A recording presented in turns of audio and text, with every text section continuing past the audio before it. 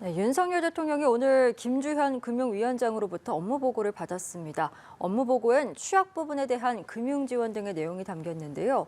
이와 관련해서 도덕적 해이 논란도 일고 있습니다. 김주현 금융위원장 스튜디오에 나와 있는데요. 자세한 얘기 들어보겠습니다. 어서 오십시오. 어서 오시죠. 예, 청년 채무조정 지원 내용부터 이야기해 보도록 하겠습니다. 관련해서 빚내서 투자하는 이른바 B2 청년들까지 지원한다 이런 내용이 좀 논란이 되기도 했는데 아무래도 고의 연체 가능성 등 도덕적 해이 문제를 좀 우려하는 목소리들이 있는 것 같습니다. 이 부분에 대해서도 설명을 부탁드리겠습니다. 예, 우선 그 청년 채무 재정과 관련돼서 이렇게 좀 기회를 주셨으니까 뭐 몇 가지 좀 해명을 좀 하겠습니다. 네. 일단 청년 채무 재정은 이제 B2 청년분들을 위한 거라기보다는 신용 등급 하위 20%에 해당하는 모든 청년을 다 대상으로 하는 겁니다. 예. 그리고 여기에는 원금 탕감이 없습니다. 그리고 이자 감면만 있고 그다음에 이제 세금이 왜 들어가느냐는 얘기도 있는데 여기는 세금이 들어가지 않고요.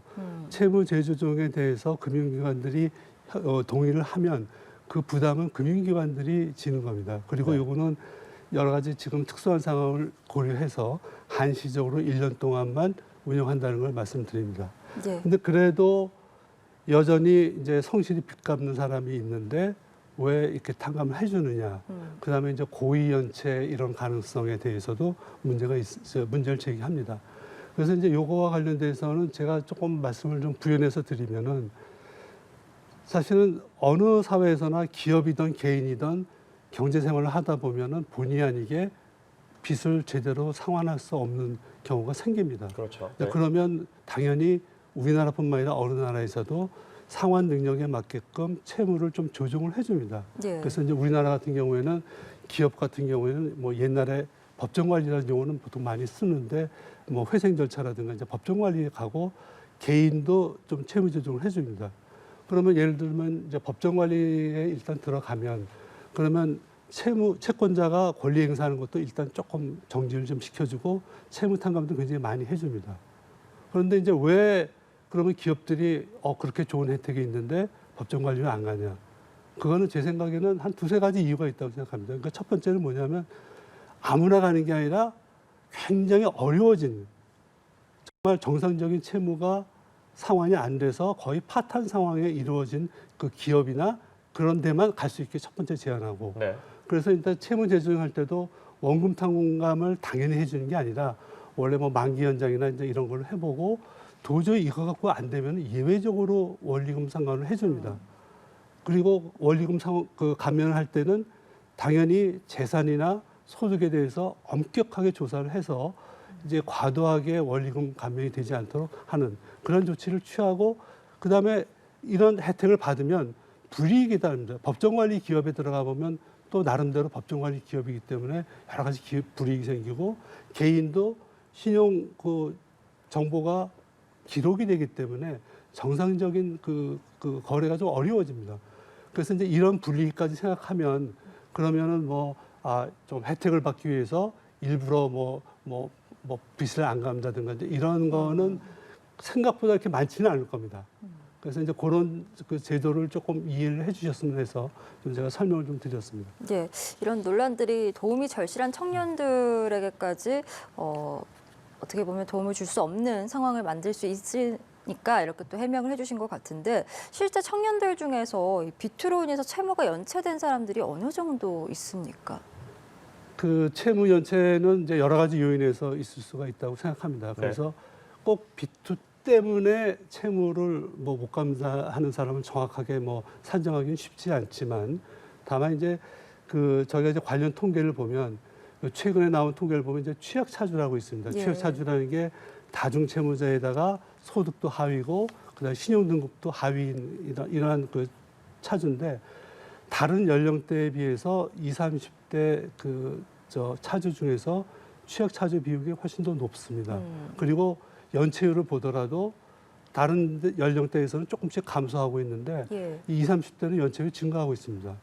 그래서 지금은 사실 여러 가지 경제 상황을 보면은 거의 모든 국민이 다 어려운 거는 맞지만 특히 이제 20, 30대 청년들이 상대적으로 어려움을 많이 겪고 있다. 이런 얘기는 제가 드릴 수 있을 것 같습니다.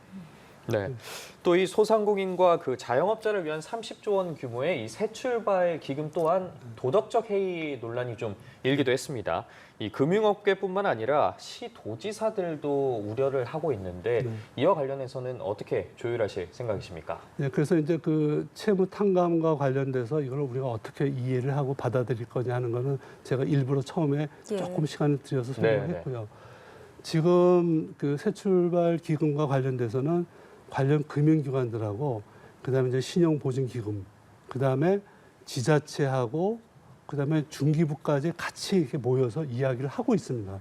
네. 그래서 이제 이렇게 얘기를 하다 보면 당연히 이렇게 조금 제도에 대한 이해도가 좀 떨어져서 좀 오해했던 부분도 좀 풀리고 거꾸로 저희가 생각하지 못했던 그러한 문제도 저희가 파악하고 그래서 이제 이런 대화 과정을 거치고 있고 이런 대화 과정을 거쳐서 지금 뭐 도덕적 해이 문제라든가 이런 거는 대응 방안이 좀 더 정교하게 만들어질 수 있지 않나 그렇게 생각을 합니다. 예.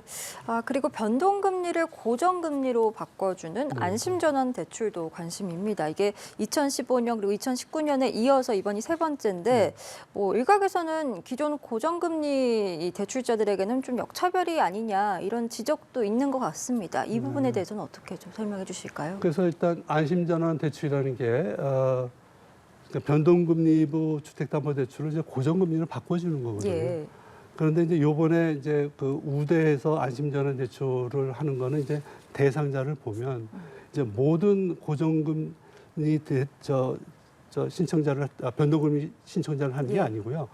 일단 주택 가격이 4억 원 이하여야 되고 그다음에 소득이 부부 합산으로 연 7천만 원 이하여야 됩니다. 그래서 이렇게 조금 상대적으로 좀 그 여유가 없는 서민 계층을 위한 제한적인 제도라는 걸 먼저 말씀드리고 그다음에 이제 그 안심전환 대출 요번에 지원 그 대상을 보면은 예. 보통 이제 변동금리부로 받는 분이 한 70%가 됩니다. 이제 거기에다가 이제 소위 말하는 혼합형이라고 그래가지고 처음에는 예를 들면 이제 5년 정도는 고정금리를 받다가 그 이후에 변동금리로 바꿔지는 혼합형이 있는데 그분들도 지원 대상이 됩니다. 그러면 사실상 거의 뭐 한 67%가 다 지원 대상이 되고 그다음에 나머지 분들도 이렇게 좀 보면은 옛날에 저금리였지 않습니까? 네. 그러니까 저금리 때 그 대출 받은 사람이 많았기 때문에 사실상 그 요번 그 저희가 지원 대책이 그 대부분의 분들에게 다 적용이 될 거다. 이렇게 이해를 해주셨으면 고맙겠습니다. 예, 과거에도 이제 고정금리 전환을 지원했다가 이게 네. 수요가 몰리는 바람에 규모를 증액한 바가 있지 않았습니까? 이번에도 좀 그럴 가능성이 있어 보이는데 네. 만약에 수요가 계획분을 초과한다라고 하면 추가로 지원할 준비가 좀 돼 있습니까? 그래서 요번에 저희가 이제 25조로 원래 20했다가 25조로 한 거, 그거는 나름대로 저희가 여태까지 추이를 분석을 해서 만든 건데 예. 만약에 여기서 정말 수요가 많다 그러면 제 생각에는 국회하고 협의해서 뭐 더 늘릴 수 있으면 늘리는 것도 방법이라고 생각합니다. 근데 일단은 저희가 생각할 때 아까 말한 것처럼 이제 주택 가격 4억 원으로 하고 부부 합산 소득 요 정도 제한하면은 한 25조 정도면 어느 정도 커버가 될 수 있지 않을까 일단 그렇게 생각을 하고 있습니다. 예. 네, 이 주식시장에서 또 공매도 논란이 계속되고 있습니다. 이 정부에서는 이 공매도 논란과 관련해서 뭐 뿌리 뽑겠다, 엄정 대응하겠다 이렇게 밝혔는데 구체적으로 어떤 대응책을 갖고 계시는지 좀 말씀해 주십시오. 네, 그래서 공매도와 관련돼 갖고는 이제 국민들의 관심도 높고 그래서 이제 저희 얼마 전에 그 금융감독원하고 거래소 그다음에 검찰까지 해서 같이 좀 상세하게 이미 발표를 한번 했습니다. 네. 그 내용의 핵심은 이제 관련 전담 조직도 만들고 인력도 보강을 하겠다. 그리고 보통 이제 공매도라는 게 그 자체로만 이루어지는 경우도 있지만 뭐 내부자 거래라든가 주가 조작하고 같이 연계해서 발생하는 것도 있기 때문에 그런 거에 대한 어떤 기획 조사도 하겠다. 이제 이런 내용으로 일단 발표를 했습니다. 그래서 저는 이제 그것만으로도 상당히 효과가 있을 수 있다고 생각하고, 근데 저는 더 의미가 있는 거는, 근데 일반 시장에서 받아들일 때 이제 통상적으로도 그렇지만 행정 당국이 어떤 조사를 나왔다는 거하고 검찰에서 수사를 나왔다는 거는 전혀 다른 메시지를 준다고 생각을 합니다. 네. 그래서 지금 저희가 금융감독당국이 조사하는 거하고 검찰 수사를 아주 긴밀하게 연계해서 하겠다고 하는 거는 제 생각에는 불법 공매도에 대해서 정부가 얼마나 정말 강력한 의지를 갖고 있는지 이 어떤 저 메시지를 아주 클리어하게 전했다고 저는 생각을 합니다. 네, 뭐 말씀해 주신 것처럼 뭐 지금의 그런 방안들이 분명히 효과가 있기도 하겠지만 또 일각에서는 사실 아예 공매도 자체를 금지했으면 좋겠다라는 의견도 나오고 있는데 사실 이 제도적으로 공매도를 금지한다는 게 현실적으로 좀 어려운 부분도 있기 때문에 그렇기 때문에 이 코로나 이전 때처럼 코로나 사태 초기처럼 또 일시적인 금지도 혹시 검토 대상에 포함되어 있는지도 좀 궁금합니다. 일단 공매도는 뭐 아주 그러니까 통상적인 조치는 아니지만 네. 예외적인 상황에서는 쓸 수가 있고요. 그게 첫 번째고, 그다음에 이제 두 번째, 지금 뭐 전 세계적으로 주가가 많이 떨어지지만 아무도 공매도 조치한 나라가 없다는 거 말씀드리고, 세 번째는 지금 사실 이미 우리나라가 공매도가 제한되고 있는 분야가 굉장히 많습니다. 그래서 저는 이제 공매도를 완전히 금지했다가 일부 풀었습니다. 그래서 지금은 공매도가 허용되는 게 코스피 200 지수, 그다음에 코스닥 150. 그래서 대형주 중심으로만 공매도가 허용되고 나머지는 다 아직도 공매도가 금지가 돼 있습니다. 이미 네네. 제한적으로 그 공매도가 금지가 돼 있다는 거, 그거를 말씀드립니다. 그러면 뭐 관련해서는 뭐 일시적 금지 가능성을 뭐 전혀 뭐 배제하는 것은 아니다라고 저희가 이제 이해해도 그거는 이제 시장 되겠습니까? 조치라는 거는 일단 항상 네네. 시장 상황에 따라서 그거는 또 이제 금융 감독 당국이 혼자 결정하는 건 아니고 네. 다만 이제 전문가들하고 같이 계속 이야기를 하고 시장을 모니터링하면서 뭐 하는 거기 때문에 공매 조치를 뭐 어떻게 하겠다 안 하겠다 이걸 언제 하겠다 뭐 일시적으로 제한적으로 하겠다 이 얘기는 지금 이 자리에서 말씀드릴 상황은 아닌 것 같습니다. 네, 네. 시장 상황을 봐야 된다라는 말씀이십니다.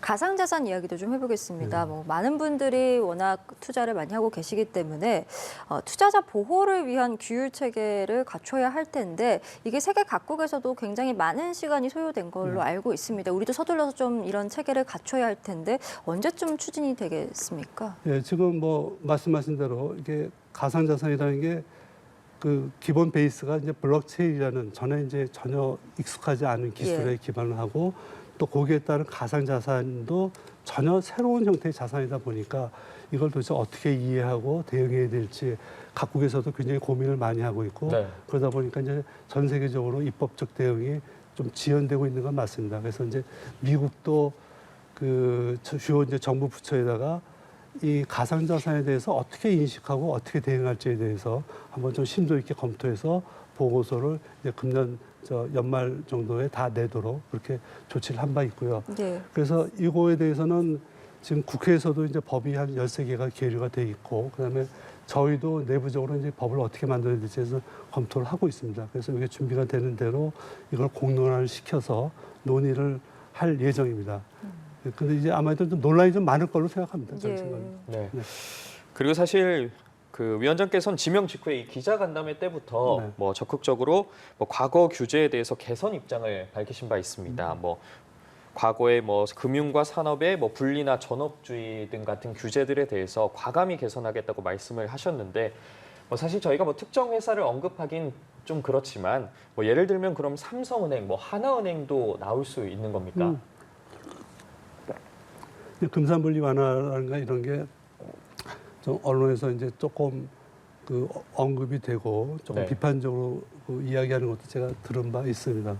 근데 이거를 금산분리 완화를 제가 얘기한 거는 금산분리 완화 자체를 목적으로 하는 건 아니고 더구나 저는 이제 금산분리라는 게 나름대로 굉장히 중요한 정책적 목표를 갖고 있다고 생각을 합니다. 네. 다만 제가 생각하는 거는 지금의 기술 환경이 뭐 4차 산업혁명이다. 그리고 이제 디지털 쪽에 대한 기술 발전이 엄청나게 이루어지고 뭐 AI를 뭐 비롯해서 그런 기술 발전이 많이 이루어지고 있는데 그리고 이제 산업 간에도 뭐 융복합 일어나고 경계가 많이 흐트러진다. 이제 이런 얘기가 계속 나오고 있지 않습니까? 네. 근데 이제 지금의 금융 관련 법령은 이런 디지털 세상을 전제로 하지 않고 만든 법입니다. 그러다 보니까 이제 우리 금융산업이 뭔가 이렇게 이런 디지털 그 전환이라든가 새로운 기술을 활용해서 뭔가 좀 해보려고 할 때 예. 제도적으로 조금 막히는 분야가 있어서 그런 분야를 조금 좀 검토해서 그게 금산분리 때문에 그렇다고 그러면 필요한 부분에 대해서는 보완도 검토하겠다.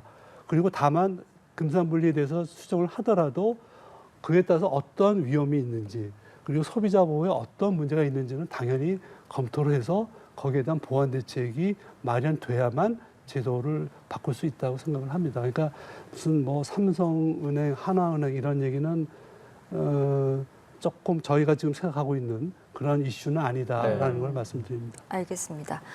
이번 업무 보고 내용을 좀 보니까 새로운 내용이 중소기업 지원책이더라고요. 지금 중소기업의 이 정책적 지원이 굉장히 시급한 상황인 겁니까?